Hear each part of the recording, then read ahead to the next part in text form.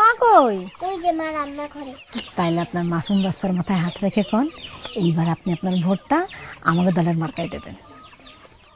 আজকের মধ্যে এই পড়াটা শেষ করতে চাই। তাড়াতাড়ি ওই পড়া ধরতে হবে। তাড়াতাড়ি আসেন। কি ব্যাপার, বাড়িতে কি কেউ নাই?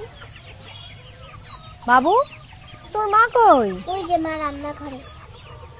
আসসালামু আলাইকুম আপা, আপনার কাজের মধ্যে একটু ডিস্টার্ব করতে আসলাম। ওয়ালাইকুম আসসালাম। আপনাকে তো ঠিক চিনতে পারলাম না। পরিচয় দিলে ঠিকই চিনতে পারবেন, আমার চাচা আপনার এলাকা থেকে ভোটে দাঁড়াইছে। এই যে দেখেন আমাকে মার্কা। ও, তা আপনাকে একটু চেয়ার দিয়ে একটু বসেন।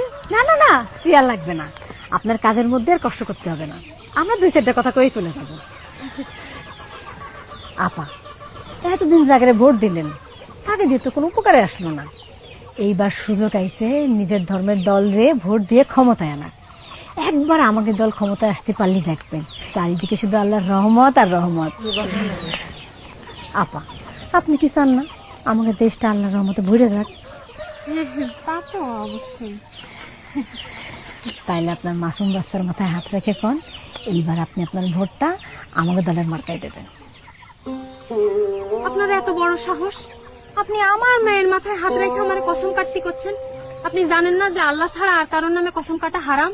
সূরা নাহলে 94 নাম্বার আয়াতে কোরআনে আল্লাহ বলেছেন যে তোমরা তোমাকে কসমরে প্রতারণার হাতিয়ার করে না।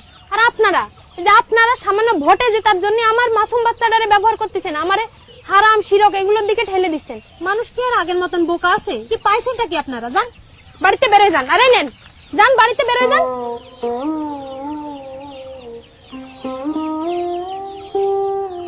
আমার ভোট আমি কোনো প্রতারক, মুনাফিক কিংবা ধর্মের অপব্যাখ্যাকারীদের দেব না, কখনো না।